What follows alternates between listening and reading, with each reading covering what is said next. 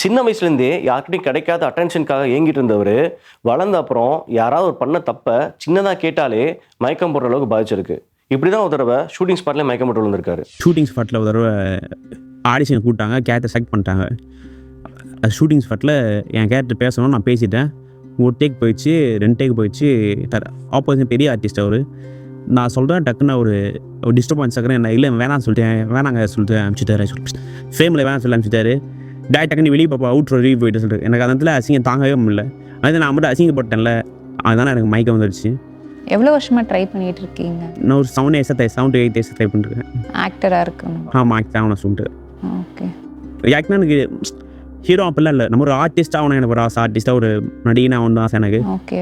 எனக்கு அது ஏன்னா நானும் முயற்சி பண்ணி. உங்களுக்கு யாராவது சப்போர்ட் இருந்தாங்களா அந்த சினிமா ஃபீல்டில் நீங்கள் வரத்துக்கு? அப்போல்லாம் யாரும் சப்போர்ட்லாம் இல்லை. நம்ம அப்படியே இங்கே ஒர்க் பண்ணுறப்ப கூத்துப்பாட்டில் ஜாயின் பண்ணி அங்கேருந்து ஃப்ரெண்ட்ஸ் மூவியாக பிடிச்சி அப்படியே சின்ன ஷார்ட் ஃபிலிம்ஸ் அதெல்லாம் கொஞ்சம் பண்ணி அப்படியே. ஆக்டிங் கிளாஸஸும் போயிருக்கேன். ஆமாம், கூத்துப்பாட்டில் ஆக்டிங் கிளாஸ் போயிருக்கேன். அப்படியே ட்ரை பண்ணிட்டு இருக்கேன்.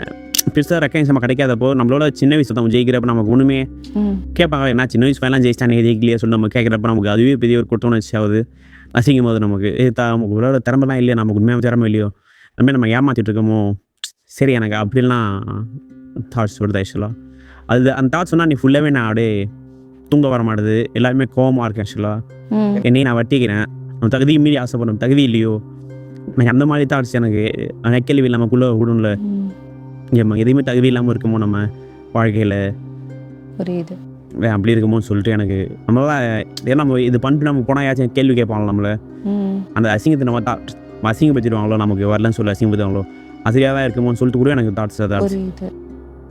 உங்களுக்கு எப்போத்துலேருந்து இந்த மாதிரி தாட்ஸ் வருது நம்ம நல்லா இல்லை அப்படின்னு? யாராவது உங்கள் சின்ன வயசில் உங்களை புல்லி பண்ணாங்களா? எப்படி இல்லை, வருது? புல்லி பண்ணல ஆக்சுவலாக. நீங்கள் ஸ்கூல் டேஸ்லேருந்தே இருக்குன்னு சொல்கிறீங்களே, நீங்கள் கருப்பாக இருக்கீங்க அப்படின்னு உங்களுக்கு ஒரு இன்ஃபியாரிட்டி இருக்குன்னு சொன்னீங்களே, அது எப்போத்துலேருந்து வந்தது? இல்லை, ஸ்கூல் டேஸ்லேருந்தே இருக்கேன். 11th 12th 10th இருக்கேன். நான் யார்கிட்ட பேச மாட்டேன் ஆக்சுவலாக. எல்லாரும் மிங்கிலாக இருப்பாங்க கிளாஸில், கோயிடு தான். யாராச்சும் உங்களை புல்லி பண்ணனால கலாய்ச்சதுனால இப்படி இருக்கா, இல்லை நீங்களே தான் நினச்சிக்கிட்டீங்களா நம்ம இப்படி இருக்கோம் அப்படின்னு? இல்லை, புல்லி பண்ணல. ஆனால் நம்மளெல்லாம் இது பண்ணுவாங்களே, நம்மகிட்டே யாரும் பேச, இப்போ எல்லா ஐடி பேசுவோம், நம்மகிட்ட பேச மாட்டாங்களே. ஓகே, இந்த ரீசனுக்காக உங்ககிட்ட அவாய்ட் இல்லை, நம்ம அவாய்ட் பண்ணுற அவ்வளோ. ஸ்கூல் டேஸில் சரி, நம்மக்கிட்ட எல்லாம் மிங்கிலாக இருப்பாங்க, பசங்க பொண்ணு மிங்கிலாக பேசுவாங்க. நம்மக்கிட்ட யாரும் அவ்வளோ வச்சிக்க மாட்டாங்க. நானும் வச்சிக்க மாட்டேன், பேசுவேன். நானே போய் கொஞ்சம் வாழ்ந்துட்டு பேச மாட்டேன். அதனால் நமக்கு அந்த மாதிரி நமக்கு நம்ம இது பண்ணுறாங்களோ, நம்ம எதாவது பண்ணி நம்ம எல்லாத்தரும் அவங்களோட எல்லா பேரும் பெரிய ஆள் ஆகிடணும் நம்ம என்ன ஒரு தாட் ஆக்சுவலாக. சரி, எஜுகேஷன் நமக்கு ஒர்க் அவுட் ஆகல, நம்மளால் அவ்வளோ இப்போ நம்மளால் வேறு என்ன பண்ணி நம்ம அவங்க எல்லாம் விட பெரிய ஆள் ஆக முடியும்னு சொல்லிட்டு நமக்கு ஒரு தாட் இருந்துச்சு ஆக்சுவலாக. சரி, காலேஜில் என்ன பண்ணீங்க? அதே மாதிரி தான் யாரும் உங்ககிட்ட அப்ரோச் பண்ண மாட்டாங்க, நீங்களும் தனியாக இருப்பீங்க? ஆமாம், காலேஜில் வந்து நான் அப்படியே மாறிட்டேன். நான் கொஞ்சம் சேட்டை பையனாக மாட்டேன் ஆக்சுவலாக. அப்போலாம் நம்ம எல்லாம் பார்ப்பாங்க, உங்களை அட்டென்ஷன் கிரியேட் பண்ண மாட்டேன். என்ன மாதிரி அட்டென்ஷன் பண்ணுவீங்க? கிளாஸ் ஹோம்ஒர்க் பண்ணாமல் கிளாஸ் சார எகுது பேச ஒரு ரெபல் மாதிரி இருக்கு. ஆமாம், அந்த மாதிரி கொஞ்சம் வாண்டட் லிஸ்ட்டில் போயிட்டு ஆக்சுவலாக. ஏதாச்சும் பிரச்சனை நம்ம அந்த மாதிரி ஆக்டிவிட்டீஸில் கொஞ்சம் இறங்கிட்டேன். சரி, அப்போ நம்ம எல்லாம் நோட் பண்ணுவாங்களோ அட்டென்ஷனுக்காக நம்ம அப்படி ஒரு இது ஆகிட்டேன் ஆக்சுவலாக. இப்போ என் கூட இருந்தவனா இல்லை இந்த ஏஜில் லக்ஸரியாக இருக்கேன் ஆக்சுவலாக.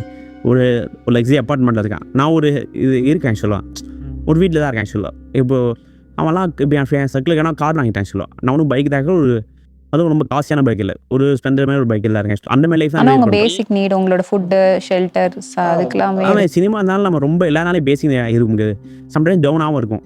ஏன்னா நம்ம மந்த்லி இன்கம் கத்தான மந்த்லி இன்கம் இல்லை நமக்கு. இங்கேயே நமக்கு எதுவுமே கிடைக்காதப்போ டிப்ரெஷன் ஓவராது எனக்கு பயங்கரமாக. இப்போ உங்களுக்கு சான்ஸ் கிடைக்காததுக்கு ரீசன் என்னன்னு நினைக்கிறீங்க? எதனால கிடைக்கலன்னு நினைக்கிறீங்க?